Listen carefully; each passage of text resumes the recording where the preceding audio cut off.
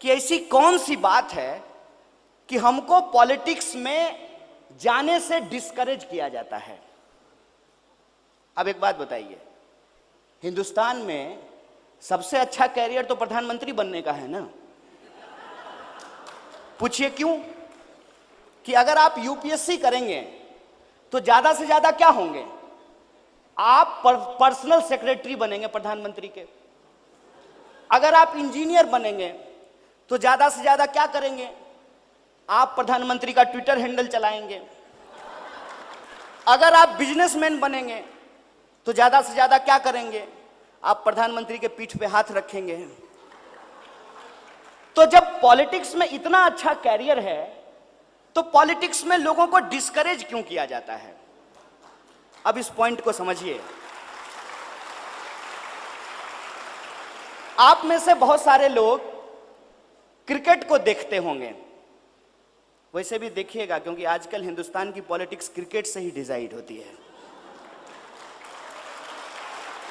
लेकिन आप में से बहुत सारे लोगों ने जब क्रिकेट खेलना शुरू किया होगा तो यह नहीं सोचा होगा कि आप सचिन तेंदुलकर बन जाएंगे। लेकिन फिर भी आप क्रिकेट को लेकर के तो नहीं कहते हैं कि मैं ए क्रिकेट हूं, जैसे आप ए पॉलिटिकल कहते हैं। आप क्रिकेट देखते हैं, आप क्रिकेट खेलते हैं और आपको यह भी मालूम है कि क्रिकेट सबके लिए कैरियर नहीं हो सकता है, फिर भी आप उसके को लेकर के निगेटिव नहीं है। लेकिन पॉलिटिक्स को लेकर के क्यों है? अब एक बात आप यहां समझ जाइए कि स्टेट के ओरिजिन को लेकर के जो डिवाइन थ्योरी है, यदि आप उसमें बिलीव नहीं करते हैं तब आपको समझना पड़ेगा कि इस पॉलिटिकल प्रोसेस को किस तरीके से डिस्टर्ब किया गया है। जैसे आप बस से जा रहे हो और कोई लड़का किसी लड़की को छेड़ रहा हो, अगर आप उसका विरोध खड़ा होकर के करेंगे तो छेड़ने वाला कहेगा नेता बनते हो, बहुत नेता बन रहे हो। अगर आपकी मां आपके साथ है तो आपकी मां आपको कहेगी तुमको क्या मतलब है, तुम्हारी बहन थोड़ी है। अब हिपोक्रेसी समझिए सोसाइटी की।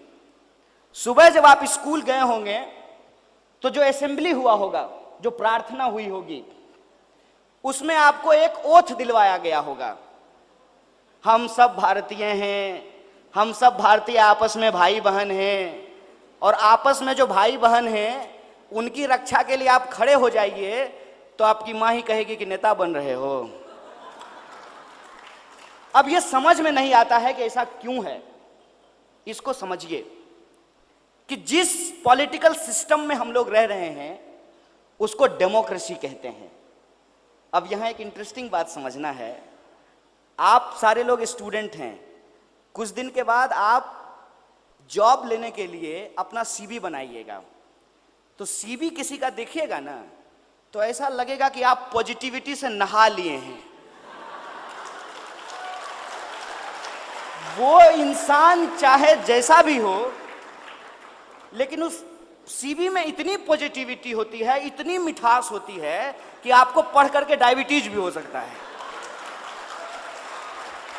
उसमें एक और कॉलम होता है, एक कॉलम होता है what is negative about you.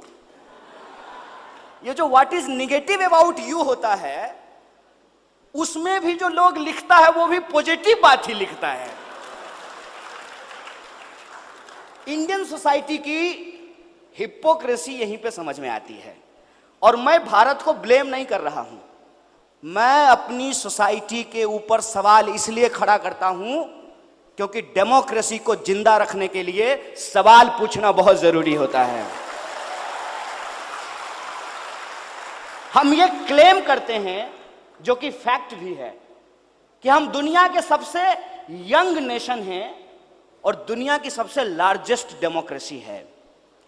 और इस लार्जेस्ट डेमोक्रेसी में जो हमारा इलेक्टोरल प्रोसेस है, ऑल्दो वो इलेक्टोरल प्रोसेस बहुत खतरनाक है, first past the post system. और इस first past the post system में यह होता है कि मेजॉरिटी की गवर्नमेंट नहीं बनती है, माइनॉरिटी की गवर्नमेंट बनती है। फॉर एग्जाम्पल लास्ट टाइम का जो जनरल इलेक्शन है आप उसको देख लीजिए।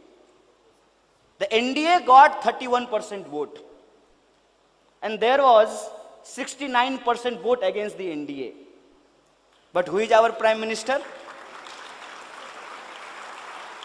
नहीं, नाम ले सकते हैं, कोई दिक्कत नहीं है, वोल्डरमॉर्ट नहीं है, you can take his name. मैं ये कह रहा हूं कि ये जो इलेक्टोरल प्रोसेस है, इस प्रोसेस के अलावे कोई भी डेमोक्रेसी को सोसाइटी के डिफरेंट स्फीयर में समझने के लिए तैयार नहीं है। Democracy is not just about casting your vote. और आप देखेंगे कभी इलेक्शन आया है, रेडियो मिर्ची पे, रेड एफएम पे, एफएम गोल्ड पे, टेलीविजन पे, अखबार में, सब जगह करोड़ों रुपए का बजट बनाया जाएगा इलेक्शन कमीशन के द्वारा। आपको इनकरेज किया जाएगा कि आप वोट दीजिए, आप 5 साल में एक बार वोट दे दीजिए, लेकिन बाकी साल आप पॉलिटिकल मत रहिए, ये आपको समझाया जाएगा। अगर हम किसी को वोट देंगे तो उसको वोट देने का बेसिस क्या होगा? क्या हमको उस पार्टी की आइडियोलॉजी के बारे में बताया जाता है? वो पार्टी यदि सरकार में रही है तो उसने क्या काम किया है उसके बारे में बताया जाता है? क्या इस देश में सबसे इंपॉर्टेंट चीज जो है इलेक्शन का, किसी भी पार्टी का मैनिफेस्टो, उस पर कोई डिस्कशन होता है? और यदि हम सबसे दुनिया के यंगेस्ट नेशन हैं, किसी भी पॉलिटिकल पार्टी के द्वारा आपने कभी यूथ चार्टर या यूथ मैनिफेस्टो प्रोड्यूस करते हुए देखा है? क्यों नहीं देखा है? अब ये इंटरेस्टिंग बात है। आपको मालूम है कि सचिन तेंदुलकर बहुत अच्छा प्लेयर हैं, लेकिन सचिन तेंदुलकर रिटायर हो गए ना, उनकी जगह पे कौन आए हैं? विराट कोहली। विराट कोहली के चचा तो नहीं है सचिन तेंदुलकर, मौसा भी नहीं है, फूफा भी नहीं है। तो क्रिकेट में एक नया आदमी, थोड़ा बहुत लेन देन वहां भी चलता है, हम इस बात को हम नहीं डिनाई कर रहे हैं, लेकिन फिर भी यदि आप अच्छे क्रिकेटर हैं तो आपको क्रिकेट में एंट्री हो सकती है। सिनेमा में भी, अब देखिए अभिषेक बच्चन अमिताभ बच्चन की तरह हो पाए क्या? नहीं हो पाए ना। उनसे ज्यादा अच्छा एक्टर कौन हो गया? नवाजुद्दीन सिद्दीकी। और नवाजुद्दीन सिद्दीकी जो है, उसके पिताजी सिनेमा में नहीं थे, उसके पिताजी वो बिग बी नहीं थे। अब पॉइंट ये है कि पॉलिटिक्स में आप में से कोई भी यह बात सोच पाता है क्या कि नए लोगों को एंट्री होगी? इसीलिए पॉलिटिक्स एक ऐसा सिस्टम बन गया है जिसमें आप सिर्फ और सिर्फ वोटर हैं, आप पॉलिसी मेकर नहीं हो सकते हैं। और ये जो पॉलिटिक्स का क्राइसिस है, उसको हमको समझना पड़ेगा कि ये क्यों है। ये इसलिए है कि इस पार्टिसिपेटरी डेमोक्रेसी को प्रोसीजरल डेमोक्रेसी में कन्वर्ट कर देने की एक कॉन्स्पिरेसी चल रही है। और ये जो प्रोसीजरल डेमोक्रेसी है, उसमें हम सिर्फ और सिर्फ वोट करेंगे, हम सरकार से सवाल नहीं पूछ सकते हैं, हम सिर्फ और सिर्फ पॉलिटिकल पार्टी की रैलियों में जाएंगे, हम पॉलिसी फ्रेमवर्क नहीं कर सकते हैं, हम नेताजी के लिए इनकलाब जिंदाबाद लगाएंगे, लेकिन हम पार्लियामेंट में नहीं खड़ा हो सकते हैं। ये हमारे वक्त का पॉलिटिकल क्राइसिस है। सो आई टोल्ड यू कि यूथ होने का क्या मतलब है।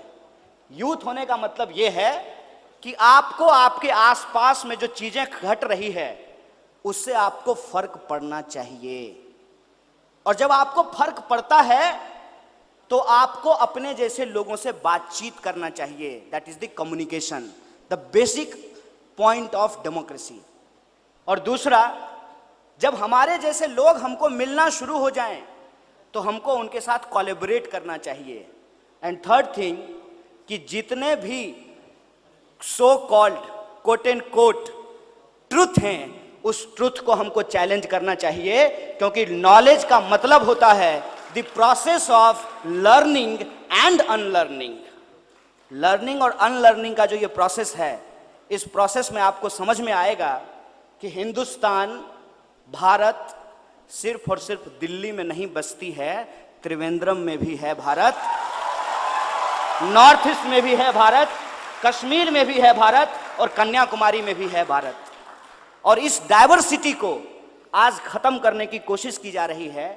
इसीलिए यूथ को पॉलिटिक्स में इसलिए आना नहीं चाहिए कि उनका कैरियर बनेगा, इसलिए आना चाहिए कि पॉलिटिक्स में यदि वो वोट दे सकते हैं तो पॉलिटिक्स में वो सजेशन भी दे सकते हैं और उनका सजेशन पॉलिटिक्स में सुना जाए और जो इंटरेस्टेड है पॉलिटिक्स में उनको पॉलिटिक्स में एंट्री दी जाए। इस तरीके का माहौल हमको पैदा करना पड़ेगा। और आज आपके हाथ में जो एक टूल है कम्युनिकेशन का, मोबाइल, उसमें आपको मिस इन्फॉर्मेशन को काउंटर करते हुए सही इन्फॉर्मेशन को आगे बढ़ते हुए इस नेशन बिल्डिंग के प्रोसेस में डाइवर्सिटी को प्रोटेक्ट करते हुए, हिंदुस्तान के फंडामेंटल राइट को प्रोटेक्ट करते हुए, और इस प्रोटेक्ट करने की जो लड़ाई है उसके चलते आपको जेल में भी जाना पड़ सकता है, आपके ऊपर गोली भी चल सकती है, आपको मारा भी जा सकता है। लेकिन आप एक बात को सोचिएगा कि अगर भगत सिंह भी जब अपने कॉलेज में थे तो यही सोचते कि हम अंग्रेज के खिलाफ बोलेंगे तो हम जेल चले जाएंगे, हमको फांसी हो जाएगी,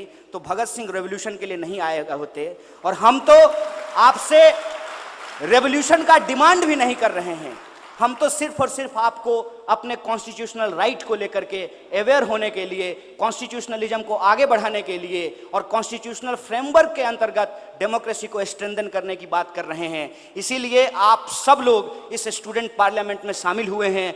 मैं आपका तहे दिल से शुक्रिया अदा करता हूं और ऑर्गेनाइजर को शुक्रिया कहते हुए अपनी बात को खत्म करता हूं। शुक्रिया। इनकलाब जिंदाबाद। आज़ादी स्लोगन बता देंगे, लेकिन ये बता दीजिए ठंडा मतलब क्या होता है? Coca Cola. यही है, यही मिस इन्फॉर्मेशन है।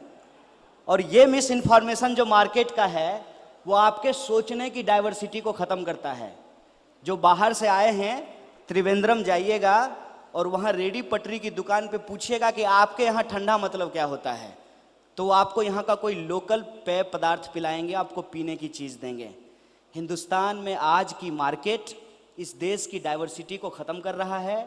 और डाइवर्सिटी को ख़त्म करने का आलम यह है कि जो पॉलिटिकल नारा आज़ादी के दौरान लगाया गया था, जिसका एक सिग्निफिकेंस था, उस नारे को जब दोबारा हिंदुस्तान में लगाया गया तो उन नारों को एंटी नेशनल कहा गया। और मज़ेदार बात यह है कि जब ये नारा पॉपुलर हो गया तो कांग्रेस भी आज़ादी का नारा लगा रही है, बीजेपी भी आज़ादी का नारा लगा रही है, यात्रा.com भी आज़ादी का नारा लगा रही है। और इंटरेस्टिंग बात मैं आपको बताऊं, अभी एयरटेल ने कहा है कि 350 में लीजिए 1 साल की आज़ादी। अब आपको तय करना है कि आपको कौन सी आज़ादी चाहिए। मैं समझता हूं कि आज़ाद देश में जो हमारे प्रॉब्लम्स हैं, उस प्रॉब्लम्स से हमको आज़ादी चाहिए, देश से नहीं, देश में आज़ादी चाहिए। आपको चाहिए कि नहीं चाहिए? तो हमारे साथ आप भी नारा लगाइएगा, अरे हम क्या चाहते हैं, है हक हमारी, है जान से प्यारी, है प्यारी प्यारी, तो गरीबी से, अरे भुखमारी से, सामंतवाद से, तो मनुवाद से, तो पूंजीवाद से हम लड़के लेंगे जो तुम ना दोगे। है हक हमारी, है हक तुम्हारी, सब मिलकर बोलो, तो जोर से बोलो, तो प्यार से बोलो, तो धीरे से बोलो, हौले से बोलो। हम लड़के लेंगे आजाद देश में अशफाक वाली, आजाद वाली, तो भगत सिंह की, अंबेडकर वाली, तो बिरसा वाली, पेरियार वाली, तो फूले वाली, फातिमा वाली, तो मिलकर बोलो, अरे डर गए क्या, तो जोर से बोलो। बहुत बहुत शुक्रिया आप तमाम लोगों का, बहुत बहुत धन्यवाद।